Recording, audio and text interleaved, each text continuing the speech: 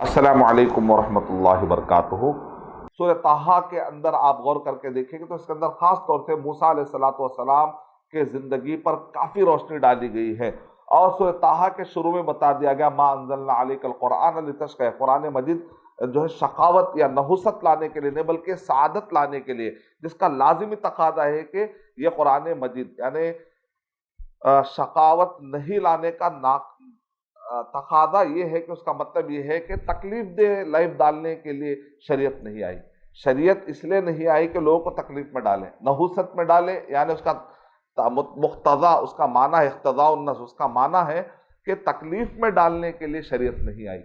لیکن جو شریعت چھوڑتا ہے وہ نحوست پہ پڑے گا اور اس کا تقاضا یعنی کہ تکلیف میں پڑ جائے گا، جیسا کہ فمن تبع ہدایا فلا یضل ولا یشقی، کہ جو کوئی ہماری اس ہدایت کو فالو کرے گا، اللہ تعالیٰ نے کہہ دیا، اعلان کر دیا کہ جو کوئی بھی اس ہدایت کو جو اللہ کی طرف سے نازل کردہ ہے اس کو جو بھی فالو کرے گا نہ وہ گمراہ ہوگا نہ وہ نحوست پہ پڑے گا، یعنی جس کا تقاضا ہے کہ نہ وہ تکلیف میں پڑے گا۔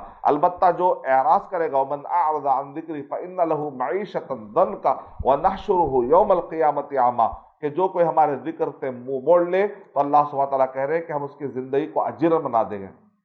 تو یہ اس سے سبق ملتا ہے، اور سورہ طٰہٰ کے اندر غور کرنے سے پتہ چلتا ہے کہ ابلیس بارہا یہ کوشش کرتا ہے کہ آدم اور بنی آدم کو شریعت سے دور کر کے کچھ تو تکلیف میں ڈال دے۔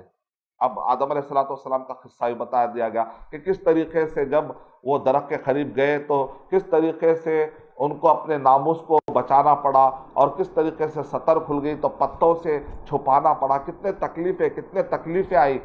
تو آخر میں آدم علیہ الصلوۃ والسلام جو ہے ان کو شرمندگی ہو جاتی ہے۔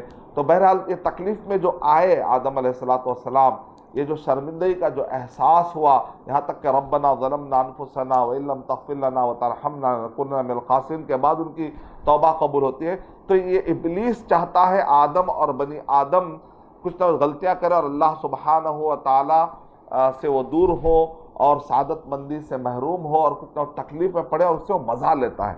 تو بہرحال سورہ طٰہٰ کے اندر وہ جو جادوگر ہے وہ ابلیس کے باتوں میں نہیں آئے، وہ فرعون کے مقابلے میں ڈٹ جاتے ہیں۔ مطلب یہ ہے کہ انہوں نے سعادت پا لی، لیکن جو ابلیس کے راستے پر چلیں گے انہوں نے گویا کہ شقاوت پا لی۔ تو یہ مثالیں ہیں جو سورہ طٰہٰ کے اندر بتائی گئی ہیں۔ میں اللہ تعالیٰ سے دعا کرتا ہوں کہ اللہ سبحانہ و تعالیٰ مجھے اور آپ سب کو سورہ طٰہٰ میں بتائے گئے ہدایات، تعلیمات سے استفادہ کرتے ہوئے اپنی زندگی کو منور کرنے کے اللہ توفیق عطا فرمائے۔ آمین وآخر دعوانا ان الحمد للہ رب العالمین۔ السلام علیکم ورحمۃ اللہ وبرکاتہ۔ اور مزید ویڈیوز کو دیکھنے کے لیے آپ ہمارے یوٹیوب چینل کو سبسکرائب کریں۔ فجزاکم اللہ خیرا۔ الدعوة نور وضاء تجلو ظلمات الحيران، منهج خير الناس جميعا لا يبلى عبر الأزمان.